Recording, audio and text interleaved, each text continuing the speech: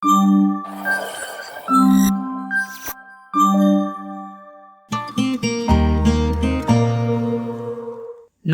বন্ধুরা, আপনাদের সবাইকে স্বাগত learn data with Dev YouTube চ্যানেলে।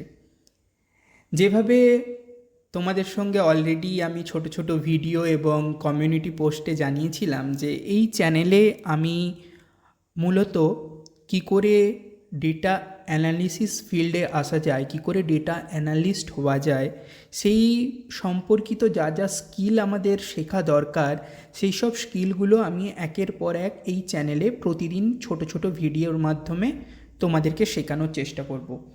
তো সেই মতো আমাদের আজকে প্রথম ভিডিও। আজ সেই অর্থে আমাদের কিছু পড়া হবে না, কিন্তু কিভাবে কোর্সটা আমি প্ল্যান করেছি, কিভাবে আমি ভিডিও দেব, কিভাবে কি করব, আরও কিছু জিনিস তোমাদের সঙ্গে আলোচনা করে নেওয়া দরকার। তো সেই জন্য তোমাদের সঙ্গে বিষয়গুলো আলোচনা করে নেওয়ার জন্য আজ একটা ওই ধরনের আলোচনা রিলেটেড ভিডিও করছি। তাহলে আমরা পরপর কিছু কোশ্চেন নেব, আজকে ওই কোশ্চেনের অ্যান্সারগুলোই করব। তাতে আশা করি তোমাদের বেসিক কিছু কোশ্চেনের অ্যান্সার আমি দিতে পারবো। যদি এছাড়াও তোমাদের কোনো প্রশ্ন থাকে তোমরা অবশ্যই কমেন্ট সেকশানে জিজ্ঞেস করো, আমি সবার কমেন্টের উত্তর দেওয়ার চেষ্টা করব। তাহলে আমাদের প্রথম যে প্রশ্নটা আমাদের মনে জাগবে যে কেন একজন এত ধরনের কেরিয়ার থাকতে একজন ডেটা অ্যানালিস্ট হতে চাইবে। তাহলে তার জন্য আমরা যে কথাটা বলে থাকি সেটা হচ্ছে বিগত 3-4 বছর ধরে দেখা যাচ্ছে এই ডেটা ফিল্ডে প্রচণ্ড পরিমাণে কোম্পানিগুলো ফোকাস করছে। তার পেছনে কারণ কি না, আমরা সবাই জানি কি পরিমাণে সোশ্যাল মিডিয়া এবং আদার প্ল্যাটফর্মগুলোর ইউজেস বাড়ছে দিনের পর দিন। তো ওগুলোর ইউজেস যত দিনের পর দিন বাড়বে তত প্রতিটা অ্যামাজন বলো, ফ্লিপকার্ট বলো, যত যা যা কোম্পানি আছে ওদের কাছে ডেটা প্রচুর জমা হতে থাকছে। তো ওই ডেটাগুলো থেকে ওদেরকে আলটিমেটলি ওদের বিজনেস কী করে ভালো করে চলবে সেই ডিসিশানে আসতে হবে। তো সেই ডিসিশানে আসার জন্য ওরা তো ওইভাবে যে ডেটাগুলো জমা হচ্ছে ওগুলো দেখেই ডিসিশানে আসতে পারবে না। তো তার জন্য ওদেরকে data analyst, data scientist, data engineer এই ধরনের কিছু কিছু প্রোফাইলের লোকজন ওরা নেয়, যারা ওই সব ডেটা নিজেরা পড়বে, বুঝে কোম্পানির ম্যানেজমেন্টে যারা আছে তাদেরকে কি করে ডিসিশান নিতে হয় সেই সব ডিসিশানের ব্যাপারে জানাবে। তো যেহেতু এই কেরিয়ার ফিল্ডটা এখনও বলা যায় কিছুটা নতুন, কারণ সবেই 4-5 বছর এই জিনিসটা শুরু হয়েছে, তো আমরা কম করে আশা করতে পারি যে একটা দশক পর্যন্ত এই জিনিসটার একটা ক্রেজ থাকবে। এবং তোমরা যদি বিভিন্ন যে জব পোর্টালগুলো আমাদের আছে, লিঙ্কডইন বলো, নকরি বলো, সেসব জায়গায় গিয়ে সার্চ করে দেখো তাহলে বুঝতে পারবে যে প্রতিদিন কি পরিমাণ জব পোস্টিং হয় ডেটা অ্যানালিস্ট রিলেটেড। তো সেই জন্য ডেটা অ্যানালিস্ট একটা চাকরির প্রসপেক্টিভ থেকে ভেবে যদি দেখা যায় একটা যথেষ্ট লোভনীয় চাকরি। এবং তোমরা যদি গুগল সার্চ করে দেখো যে আমাদের ইন্ডিয়ায় কীরকম রেঞ্জে স্যালারি দেওয়া হয় একজন একদম ফ্রেশার জুনিয়র যে ডেটা অ্যানালিস্ট, তাকে কী ধরনের স্যালারি দেওয়া হয়, তোমরা দেখবে ওই 4-5 লাখ থেকে শুরু করে 7-8 লাখ 10 লাখ পর্যন্ত স্যালারি ওরা পায়। তো যথেষ্ট একটা বুঝতেই পারছো ভালো স্যালারি প্যাকেজ পাওয়া যায়। তো তাই জন্য আজকালকার দিনে যে বিভিন্ন কেরিয়ার ফিল্ড আছে তার মধ্যে যদি ডেটা অ্যানালিস্ট কেরিয়ার ফিল্ডটা তুমি চুজ করো তাহলে সেটা তোমার ফিউচারের জন্য ভালো হবে বলে আশা করা যায়। আমরা সেকেন্ড কোশ্চেনে চলে আসি। তো সেকেন্ড কোশ্চেন কি বলছে যে কিভাবে আমরা বুঝবো এই কেরিয়ারটা আমার জন্য কিনা। অবশ্যই সবার জন্য তো সব কিছু নয়। কেউ হয়তো ছবি আঁকায় খুব ভালো, তার কাছে ডেটা অ্যানালিস্ট কেরিয়ারটা তার জন্য ভালো হবে না। তো আমাদেরকে বুঝতে হবে যে কিভাবে আমরা নিজেদেরকে যাচাই করে নেব যে আমরা আদৌ এই কেরিয়ারটার জন্য উপযুক্ত কিনা। তো যেরকম কিছু কিছু জিনিস তোমরা নিজেদের মধ্যে থেকেই বিচার করে দেখতে পারো যে তোমার মধ্যে কি এরকম সমস্যা সমাধান করার একটা নিজের মধ্যে একটা স্কিল আছে বলে তুমি মনে করো। আমি একটা ছোট্ট উদাহরণ দিয়ে বলছি। যদি ধরো তোমার বন্ধুদের মধ্যে কোথাও কেউ প্রবলেমে পড়েছে, কারোর বাড়িতে কিছু সমস্যা হয়েছে, সমস্যাটা কি করে সমাধান করা যায় ওটা তুমি বলে দিতে খুব আগ্রহী, তাহলে তোমার মধ্যে একটা প্রবলেম সলভিং স্কিল আছে, তাহলে সেটা তোমার এই কেরিয়ারে কাজে লাগতে পারে। আবার তুমি কি কোনো জিনিস খুব ডিপে গিয়ে ভেবে দেখো, মানে যদি ধরো কোথাও আটকে গেছো কোনো কিছুতে, তাহলে কি সেটা তুমি খুব ডিপে গিয়ে ভেবে দেখো যে এই জিনিসটা কি করে মানে সমাধান না করে আমি উঠতে পারছি না, মানে আমার জিনিসটা সমাধান করে তবেই উঠবো, তাহলেও তুমি নিজেকে এই ফিল্ডের জন্য যোগ্য মনে করতে পারো। আবার তোমার যদি ধরো এই প্রযুক্তিতে মানে যেরকম ধরো কম্পিউটারে মাইক্রোসফট ওয়ার্ড, মাইক্রোসফট এক্সেল, এইসব মানে এই জিনিসগুলো তোমার জানার খুব ইচ্ছে যে কী করে হয়, কী করে একটা ব্রাউজারের পেছনে এত এত ডেটা আমাদের জমা হচ্ছে, এইসব যদি তোমার একটা কিউরিওসিটি থাকে নিজের মধ্যে, তাহলেও তুমি এই কেরিয়ারে খুব ভালো করতে পারবে। আর একটা জিনিস হচ্ছে, তুমি যে মানে নিজে কিছু বুঝে সেই জিনিসটা কি তুমি পাশে তোমার বন্ধুকে বা অন্য কাউকে জিনিসটা বুঝিয়ে বলতে খুব ভালো, মানে ডেটা অ্যানালিস্ট কেরিয়ারে গিয়ে কী হয়, তুমি প্রবলেমটা বুঝলে ডেটায় কী হচ্ছে না হচ্ছে, কিন্তু at the end of the ডেতে গিয়ে তোমাকে ওই জিনিসটা তোমার টিমের ম্যানেজার হোক বা হায়ার অথরিটির কাউকে জিনিসটা বোঝাতে হবে। তো তোমার মধ্যে কি ওই বোঝানোর স্কিলটা আছে? যদি এই স্কিলগুলো মোটামুটি তোমার মধ্যে থাকে, তাহলে তুমি কনসিডার করতে পারো এই কেরিয়ারটা তোমার জন্য খুব একটা ভুল হবে না। এবং বেসিক ম্যাথ তো লাগেই, সেই ম্যাথটা ওই ক্লাস 10 লেভেলের ম্যাথামেটিক্স যদি মোটামুটি ঠিকঠাক পারো, তাহলে তোমার পেরে যাওয়া উচিত। এবার আমরা পরের কোশ্চেনে চলে যাই। পরের কোশ্চেন কি আছে? পরের কোশ্চেন হচ্ছে যে কোর্সটি যে শেখাবে তার পরিচয় কি, মানে আমি যে তোমাদের শেখাবো মানে আমি কে, আমার কাছ থেকে কেনই শিখবে তোমরা। তাহলে আমার যদি পরিচয় তোমরা জানতে চাও, তাহলে আমি প্রথম পরিচয় আমার হচ্ছে যে আমিও তোমাদের মতন একজন ডেটা সায়েন্সেরই স্টুডেন্ট, মানে আমিও তোমাদের সঙ্গে শিখছি। আর যদি শিক্ষাগত যোগ্যতার কথা বলো, তাহলে আমি একজন বিএসসি অর্থনীতির ছাত্র, তারপরে আমি মার্কেটিংয়ের ওপর এমবিএ করেছি। এখন প্রায় 2 বছর ধরে বা তার কিছুটা বেশি সময় ধরে একটা এমএনসিতে আমার কাজের অভিজ্ঞতা রয়েছে, এবং বেশ কয়েক মাস ধরেই আমি ডেটা অ্যানালিসিস নিয়ে নিজে পড়াশুনো করেছি, এবং তার জন্য বিভিন্ন মানে ওয়ার্ল্ডের বিভিন্ন যে সব মানে কি বলবো যথেষ্ট বিখ্যাত কোর্স আছে, সেগুলো আমি বেশ কয়েকটা কোর্সই কিনে আমি নিজে পড়াশুনো করেছি, ফ্রি কোর্স পড়েছি, দেখেছি, স্কিলগুলো শেখার চেষ্টা করেছি। এখন আমার টার্গেট হচ্ছে যে আমি নিজে যে জিনিসগুলো শিখেছি ফ্রি কোর্স থেকেই বলো, আর বিভিন্ন বড় বড় পেড কোর্স বলো, ছোট পেড কোর্স বলো, আমি অনেক কোর্স নিজে করে দেখেছি, সেখান থেকে আমি যা যা জিনিসগুলো শিখেছি, আমার এখন নিজের টার্গেট হচ্ছে ওই জিনিসগুলো আমি কি করে তোমাদেরকে মানে আমার যে মানে বাংলার ছাত্র ছাত্রী যারা আছো, ভাই বোনেরা, কি যারা চাকরি প্রার্থীরা আছো, যে চাকরি করতে চাইছো কিন্তু মানে কোম্পানিতে চাকরি পাচ্ছ না, যেটা মানে আজকালকার দিনে প্রচুর এই প্রবলেমের সম্মুখীন হচ্ছে মানুষজন, তো তাদেরকে আমি এই জিনিসগুলো যেগুলো নিজে শিখেছি সেগুলোই আমি তোমাদেরকে শেখাতে চাই। এবং এতে আমার নিজেরও যথেষ্ট লাভ আছে, তার কারণ হচ্ছে আমি নিজে যখন তোমাদেরকে শেখাতে যাব, তখন জিনিসগুলো আমাকে আরও ভালো করে জানতে হবে, তাহলে আমার নিজেরও স্কিলগুলো ব্রাশ আপ হবে। তো তাই জন্য আমার নিজের স্কিলগুলো ব্রাশ আপ করার সঙ্গে সঙ্গে তোমাদেরকেও একদম বিনামূল্যে ফ্রিতে তোমাদেরকে এই জিনিসগুলো আমি শেখানোর চেষ্টা করব, আমার যতটা জ্ঞান আছে সেই জ্ঞান থেকে আমি শেখানোর চেষ্টা করব। আর একটা কথা তোমাদেরকে বলে দিই, এই সঙ্গেই বলে রাখা ভালো, যে আমাকে তোমাদের একজন বন্ধু, ভাই বা দাদা হিসাবে ভাবতে পারো। আমি সেই অর্থে শিক্ষক নয়, আমি নিজেও শিখছি, তো সেখান থেকে তোমাদেরকে বোঝানোর চেষ্টা করব। তাহলে এই হলো আমার পরিচয়। এখন তার পরের কোশ্চেনে চলে যাই, পরের কি প্রশ্ন আছে আমাদের দেখে নিই। তো পরের প্রশ্নটি বলছে যে পরের প্রশ্নটি বলছে যে অনেকের মধ্যে আমাদের ধারণা থাকে যে ডেটা সায়েন্স, ডেটা অ্যানালিস্ট এই জিনিসগুলোর জন্য কি আমাদের কম্পিউটার সায়েন্সের উপর ডিগ্রি লাগবে? যদি আমার এক্সপিরিয়েন্স নেই তাহলে কি আমি কাজ করতে পারবো না? দেখো, ব্যাপারটা হচ্ছে যে তোমার যদি কম্পিউটার সায়েন্সের উপর ডিগ্রি থাকে, বা তোমার যদি ধরো 1-2 বছরের কাজের অভিজ্ঞতা থাকে, সে ডেটা সায়েন্স রিলেটেড ফিল্ডে নাও হতে পারে। ধরো তুমি সেলসে ছিলে, কি তুমি মার্কেটিংয়ে ছিলে, কি তুমি এইচআরে ছিলে, যে কোনো ডোমেনে তোমার কাজের অভিজ্ঞতা আছে, তাহলে অবশ্যই তুমি মানে বাকিদের থেকে এগিয়ে আছো। কিন্তু তার মানে এই নয় যে যারা এই রিলেটেড ফিল্ড থেকে নয় তারা এই ফিল্ডে এসে কিচ্ছু করতে পারবে না, ব্যাপারটা এরকম নয়। প্রচুর ভরি উদাহরণ আছে, মানে তোমাদেরকে ভবিষ্যতে কখনো আমি কোনো সময় কোর্স করতে করতে লিঙ্কডইনে গিয়ে দেখাবো, প্রচুর মানুষ আছে যারা বিকম, কি ইংলিশ অনার্স, কি ফিজিওলজি, ওই সব সাইড থেকে মানুষেরা ডেটা অ্যানালিস্ট সাইডে নিজেদেরকে সুইচ করেছে এবং তারা যথেষ্ট সাকসেসফুল হয়েছে এইসব ফিল্ডে। এবার তো তাই জন্য তোমরা যে ফিল্ড থেকেই থাকো, যদি তোমাদের এই বিষয়ে উৎসাহ থাকে, তোমরা তো ফ্রি ক্লাসই পাচ্ছ, তো কয়েকটা ক্লাস করে দেখো, যদি নিজেরা উৎসাহ পাও তাহলে অবশ্যই এই কোর্সটা আমার সঙ্গে কমপ্লিট করো, আশা করি যথেষ্ট উপকার পাবে।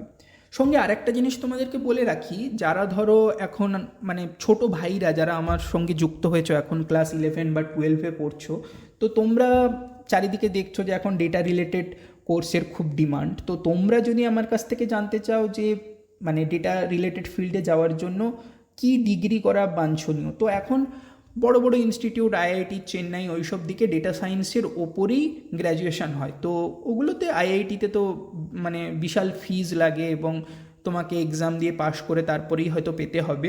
আমি এতটাও ডিটেলসে জানি না, তো ওগুলো দেখতে পারো, ওগুলো যথেষ্ট ভালো। কিন্তু ওগুলো ছাড়াও যদি নর্মাল কি কোর্স করতে পারো বা করলে ভালো হয় জিজ্ঞেস করো আমাকে, তাহলে বলবো তুমি ইঞ্জিনিয়ারিং করতে পারো। যে কোনো ফিল্ডের উপর ইঞ্জিনিয়ারিং থাকলে, এই জায়গাটাতে বিটেক থাকলে অ্যাকচুয়ালি একটা ভালো চোখে দেখে।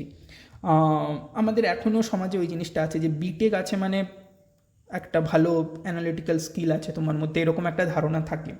এছাড়াও যদি বলি, তুমি যদি কম্পিউটার সায়েন্সের ওপর কোনো ডিগ্রি করো, যেরকম ধরো বিএসসি কম্পিউটার সায়েন্স বা এই ধরনের কোনো কম্পিউটার সায়েন্সের ওপর ডিগ্রি করো, তাহলেও তুমি ভালো কিছু করতে পারো। এছাড়া যদি তুমি প্লেন গ্র্যাজুয়েশন করো, মানে জেনারেল লাইনে যদি গ্র্যাজুয়েশন করতে চাও, তাহলে তুমি ম্যাথামেটিক্স, স্ট্যাটিস্টিক্স, ইকোনমিক্স এগুলোর ওপর গ্র্যাজুয়েশন করলেও তোমার যথেষ্ট ভালো, মানে তুমি আগে প্রসপেক্ট পাবে। তার কারণ হচ্ছে আলটিমেটলি কি ওই ম্যাথামেটিক্স আর স্ট্যাটিস্টিক্সেরই মানে ব্যবহার হবে ডেটা সায়েন্সের ব্যাকগ্রাউন্ডে, দেখতে পাবে তোমরা টুলগুলোর ব্যাকগ্রাউন্ডে আমাদের ওই ম্যাথামেটিক্স আর স্ট্যাটিস্টিক্সই ব্যবহার হবে। তো ইকোনমিক্স যারা পড়ে, ইকোনমিক্সে পাস পেপারে যদি তোমার ম্যাথামেটিক্স অ্যান্ড স্ট্যাটিস্টিক্স থাকে তাহলে জিনিসটা যথেষ্ট ভালো। এইগুলো হচ্ছে কি নর্মাল লাইন, এগুলো তোমাদেরকে বললাম, তো এগুলো তোমরা দেখতে পারো। এবার চলে আসি নেক্সট কোশ্চেনে। আচ্ছা, নেক্সট কোশ্চেন কি বলছে যে কোর্স চলাকালীন কোনো ডাউট থাকলে কি করে জিজ্ঞেস করবে। দেখো, প্রথম কথা হচ্ছে আমি চাইবো যারা আমার কাছ থেকে শিখছো, আমি এমনভাবে পড়ানোর চেষ্টা করব যাতে তোমাদের মানে কোনো ডাউট না থাকে। কিন্তু আলটিমেটলি কোনো ডাউট না থাকে ওরকম জিনিসটা তো হয় না। আমি চাই আমার কাছ থেকে তোমরা যারা শিখছো তোমরা নিজেরাই নিজেদের ডাউট সলভ করতে পারবে। তার কারণ আলটিমেটলি যখন গিয়ে তুমি চাকরি করবে তখন তোমার সেখানে তুমি এমন সিনিয়র পেলে বা এমন তোমার টিমমেট পেলে যারা তোমাকে হেল্প করতেও পারে আবার হেল্প নাও করতে পারে, তখন তুমি খুব হেল্পলেস ফিল করবে যদি তোমাকে কেউ হেল্প করার না থাকে। তো তাই জন্য শেখার সময় থেকেই নিজেকে স্বাবলম্বী করে তোলার চেষ্টা করো। তো তার জন্য কি করতে হবে, তোমার যখন কোনো ডাউট থাকবে সবচেয়ে প্রথমে যে কাজটা করবে, চ্যাট জিপিটিতে গিয়ে একটা নিজের অ্যাকাউন্ট বানাবে এবং নিজের যা প্রবলেম ফেস করছো সেটাকে একটা সংক্ষেপে ইংলিশে যেভাবে পারো লিখে চ্যাট জিপিটিতে যদি তুমি কোশ্চেনটা পুট করো বা যদি তুমি গুগলেও সার্চ করো কোশ্চেনটা, তোমার যা প্রবলেম ফেস করছো প্রবলেমটা, তাহলে 99% কেসে তুমি সলিউশন পেয়ে যাবে। তোমাকে আর কারুর কাছে কোথাও জিজ্ঞেস করতে হবে না, ওখান থেকেই তুমি সলিউশন পেয়ে যাবে। তবুও তোমাদের যদি ডাউট থাকে, তোমরা যদি মানে আমার কাছ থেকে শিখছো, আমার কাছ থেকেই সলভ করতে চাও, তাহলে প্রথম কথা হচ্ছে তোমাদের ইউটিউবে কমেন্ট সেকশন তো ওপেন থাকছেই, ওখানে আমাকে জিজ্ঞেস করতে পারো, বা নিচে আমি তোমাদের ইনস্টাগ্রাম আর টেলিগ্রামের আমার আইডির লিঙ্ক শেয়ার করে দেবো। তো তোমরা ইনস্টাগ্রামে আমাকে ফলো করে ওখানেও ডাইরেক্ট মেসেজ করতে পারো, আমি রিপ্লাই দেবো, বা টেলিগ্রামে গিয়েও আমাকে মেসেজ করতে পারো, ওখানেও আমি রিপ্লাই দিতে পারবো। মানে তোমাদের প্রবলেমটা স্ক্রিনশটও আমার সঙ্গে শেয়ার করতে পারো, তো আমি দেখে সেখানে তাহলে তোমাদের প্রবলেমটা কি হচ্ছে ওটা বলে দিতে পারি। এটা হচ্ছে প্রবলেম সলভিংয়ের ব্যাপারটা। এবার নেক্সট কোশ্চেনে চলে যাই। এবার কি বলছে, এই কোর্সটার জন্য আমাদের প্রতিদিন কত সময় দিতে হবে। দেখো, আমি প্রতিদিন ওই 10 থেকে 20 মিনিটের ভিডিও আপলোড করব, ওই মোটামুটি 8টার দিকে। আজকে একটু দেরি হয়ে গেল, বাট আমি রোজ দিনই চেষ্টা করবো ওই 8টার দিকে, শনিবার আর রবিবারটা বাদ রেখে সোম থেকে শুক্র প্রতিদিনই আমি রাত্রি 8টার দিকে একটা 10 থেকে 20 মিনিটের ভিডিও আপলোড করব রোজ দিন। তো তোমরা ওই ভিডিওটা দেখো তোমাদের সময় মতো। তারপরে আমি চাইবো তোমরা প্রত্যেকে ভিডিওতে আমি যা দেখালাম ভিডিওতে শেখার পরে ওই জিনিসটা নিজে প্র্যাকটিস করো, 0.5 ঘন্টা থেকে 40 মিনিট থেকে 50 মিনিট তোমার যা টাইম লাগে ওই টাইমটা দিয়ে নিজে প্র্যাকটিস করো। মানে রাফলি আমি যদি বলি, আমাকে এই কোর্সটার জন্য তোমরা যদি 1 ঘন্টা দাও সারা দিনে, 1টা ঘন্টা যদি দাও, 3 থেকে 4 মাসের মধ্যে তোমরা জিনিসগুলো ইজিলি শিখে যাবে। আর উইকেন্ডে শনিবার রোববার আমি ফাঁকা রাখছি, কারণ শনিবার রোববার তোমাদের যদি কোনো ভিডিও বাকি থেকে যায় দেখা, ওটা দেখতে পারো, ব্যাকলগ ক্লিয়ার করতে পারো। তাছাড়াও তোমরা যেভাবে আমাদের কোর্সগুলো আগে প্রগ্রেস করবে, তখন আমি কিছু কিছু প্ল্যাটফর্ম বলবো, যেরকম হ্যাকার র্যাঙ্ক বলো, ক্যাগল বলো, এরকম কিছু কিছু প্ল্যাটফর্ম আছে যেখানে তুমি নিজে গিয়েই তোমার স্কিলটা প্র্যাকটিস করতে পারো, যে মানে তুমি ঠিকঠাক শিখেছো কিনা, কোনটা প্রবলেম হচ্ছে, কি প্রবলেম হচ্ছে, এটা নিজেও প্র্যাকটিস করতে পারো। তাই জন্য আমি শনিবার রবিবারটা ফাঁকা রেখেছি। সোম থেকে শুক্র প্রতিদিন রাত্রি 8টার দিকে তোমরা আমার একটি করে নতুন ভিডিও পাবে। নেক্সট চলে আসি যে তোমার সিস্টেমের বেসিক রিকোয়ারমেন্ট কী। সিস্টেমের বেসিক রিকোয়ারমেন্ট যদি বলো, তাহলে সিস্টেমের বেসিক রিকোয়ারমেন্ট হচ্ছে আমি নিজেই যে কম্পিউটারটা ব্যবহার করছি যথেষ্ট আমার বেসিক কম্পিউটার, মানে ওখান থেকে সব কিছু জিনিসপত্র খুব ভালোভাবে হয় তা কিন্তু নয়। তাই জন্য একটা বেসিক সিস্টেম বলতে তোমাদের যেরকম ধরো উইন্ডোজ 10 বা তার চেয়ে হায়ার ভার্সানের কিছু একটা অপারেটিং সিস্টেম থাকতে হবে। তোমার মেমোরি যদি হয় ওটা 4 GB বা তার চেয়ে একটু বেশি থাকতে হবে। প্রসেসর ওই 1 GHz বা ফাস্টার প্রসেসর থাকলে ভালো। আর ডিসপ্লে সাইজ 1440x900 বা ওর চেয়ে বড় ডিসপ্লে সাইজের রেজলিউশন থাকলে ভালো। আর ব্রাউজারটা লেটেস্ট হলে ব্রাউজারটা লেটেস্ট রাখার চেষ্টা করো, ওটাই তাহলে খুব ভালো হবে। যেরকম ধরো তোমার Safari, Chrome, Edge browser, Firefox, যাই ব্রাউজার ইউজ করো ওই ব্রাউজারটা যেন লেটেস্ট হয়। এই মোটামুটি সিস্টেম রিকোয়ারমেন্ট, এটা ছাড়া আর বেশি কিছু নেই। তাহলে এবার পরে আমরা চলে যাই সবচেয়ে ইম্পর্ট্যান্ট যেটা, সেটা হচ্ছে কি আমাদের কোর্সের সিলেবাসটা কি। চলো কোর্সের সিলেবাসটা দেখে নিই, আমরা কিভাবে পরপর জিনিসগুলো পড়ব। তোমরা দেখতে পাচ্ছ আমরা ফার্স্ট শুরু করছি অ্যাডভান্স এক্সেল দিয়ে। অ্যাডভান্স এক্সেল থেকে আমরা শেখা কমপ্লিট করব। অ্যাডভান্স এক্সেলে যে জিনিসগুলো আমরা শিখব সেগুলোর ওপরেই আমরা আরেকটু কাজ করে পাওয়ার কোয়ারি বা ওই ধরনের কিছু জিনিসের ওপর আমরা আরেকটু কাজ করে পাওয়ার বিআই শিখব। দেখবে জিনিসগুলো লিঙ্কড, পরপর লিঙ্কগুলো বুঝতে পারবে তোমরা। অ্যাডভান্স এক্সেল, পাওয়ার বিআই কমপ্লিট করার পরে আমরা যাব এসকিউএলে, আমরা মাই এসকিউএল শিখব। এই 3টে জিনিস কমপ্লিট হলে মোটামুটি তুমি ডেটা অ্যানালিসিসের বেসিক জিনিসটা শিখে গেলে। এটার পরেই আমরা হচ্ছে গিয়ে প্রজেক্ট নিয়ে কথা বলবো, বিভিন্ন প্রজেক্ট, 3-4টে ভালো প্রজেক্ট তুমি যদি বানাতে পারো তারপরেই তুমি জব অ্যাপ্লিকেশন করতে পারবে, জব অ্যাপ্লিকেশনের জন্য তুমি রেডি হয়ে যাবে। আর সঙ্গে আমরা ট্যাবলু শিখবো আর পাইথনও শিখবো, ডেটা অ্যানালিসিসের পাইথনের ব্যবহার। কিন্তু এগুলো আমরা পরে শিখবো, এগুলো হচ্ছে গিয়ে পরে শিখলেও প্রবলেম নেই। পাওয়ার বিআই হচ্ছে গিয়ে তোমার ভিজুয়ালাইজেশান টুল। এই ভিজুয়ালাইজেশান টুলে ট্যাবলুও হচ্ছে ভিজুয়ালাইজেশান টুল, কিন্তু পাওয়ার বিআই এর ব্যবহার একটু বেশি, যেহেতু ওটা মাইক্রোসফটের মধ্যে পড়ে, তো কোম্পানিরা এটাই বেশি ব্যবহার করতে চায়, তাই জন্য আমরা পাওয়ার বিআইটা শিখবো। কিন্তু তাই বলে এই নয় আমরা ট্যাবলু শিখবো না, আমরা ট্যাবলুটা পরে শিখবো, কিন্তু ট্যাবলুও শিখবো। এই হচ্ছে মোটামুটি আমাদের একটা কোর্স স্ট্রাকচার। আর এবার আমরা নেক্সট কোশ্চেনে চলে যাই। আমাদের নেক্সট কী আছে, যে আমরা কীরকমভাবে প্রজেক্ট করব। প্রজেক্ট হচ্ছে ডেটা সায়েন্সে খুব ইম্পর্ট্যান্ট জিনিস। প্রজেক্ট কেন ইম্পর্ট্যান্ট সেটার কারণ হচ্ছে গিয়ে তোমাদের যদি কোনো এক্সপিরিয়েন্স না থাকে, তোমরা ইন্টারভিউতে কী নিয়ে কথা বলবে, ইন্টারভিউয়ার কী করে বুঝবে যে তোমার মধ্যে কী স্কিল আছে। তার জন্য কিছু ভালো প্রজেক্ট তোমাদের রেজিউমেতে বলো, তোমাদের পোর্টফোলিও ওয়েবসাইটে বলো, থাকা খুব গুরুত্বপূর্ণ। এবং ইন্টারভিউতে ওই প্রজেক্টগুলো নিয়েই কথা বললে ইন্টারভিউয়ার বুঝতে পারবে তুমি জিনিসটা কতটা জানো। এবং প্রজেক্টটা যেহেতু তুমি নিজেই বানাবে, সেহেতু প্রজেক্টটা সম্পর্কেও তোমার আইডিয়া ক্লিয়ার থাকবে, এবং ওটার ওপরে কোনো কোশ্চেন এলে ইন্টারভিউতে তোমরা আশা করি ওটাও খুব ভালোভাবে উত্তর করতে পারবে। তো আমরা মোটামুটি এক্সেল, পাওয়ার বিআই আর তোমার এসকিউএল শেষ হওয়ার পরে আমরা বড় বড় ক্যাপস্টোন প্রজেক্টগুলোর উপরে কাজ করা শুরু করব।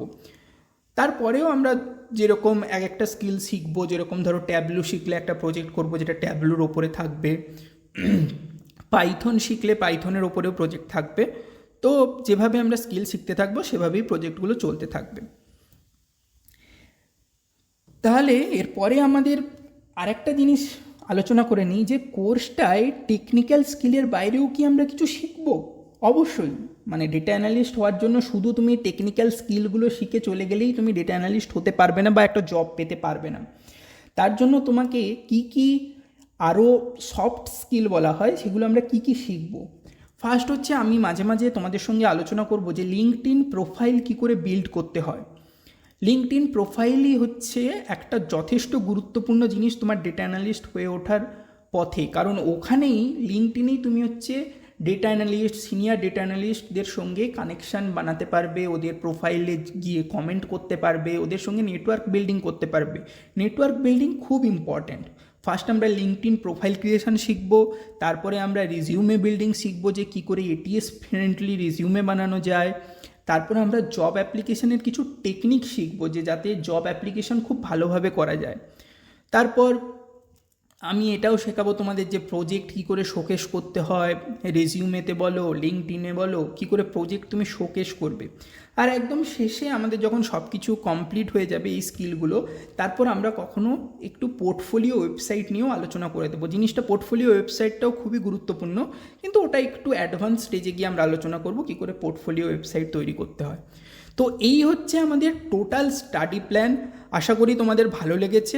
তো আমার সঙ্গে যুক্ত থেকো, চ্যানেলটা সাবস্ক্রাইব করে রেখো, এবং তোমাদের কোনো ডাউট থাকলে আমাকে কমেন্টে জিজ্ঞেস করো, তোমার বন্ধুবান্ধবদের মধ্যে জিনিসটা শেয়ার করে দিও। তোমরা সবাই মিলে যদি আমাকে সাপোর্ট করো তাহলে আমার নিজের পড়াতে আরও এনার্জি পাবো আমি ভেতর থেকে। তো চলো আজকে এটুকুই থাক। আজকে আমরা আলোচনা করে নিলাম, কাল থেকে আমরা শুরু করব এক্সেল নিয়ে। কাল থেকে আমাদের এক্সেল কোর্স স্টার্ট হয়ে যাবে। এক্সেল কমপ্লিট করার পর আমরা পাওয়ার বিআইতে যাব, যেভাবে আমরা আলোচনা করলাম। তাহলে চলো, ভালো থেকো সকলে, শুভরাত্রি। কালকে দেখা হচ্ছে ঠিক রাত্রি 8টায়।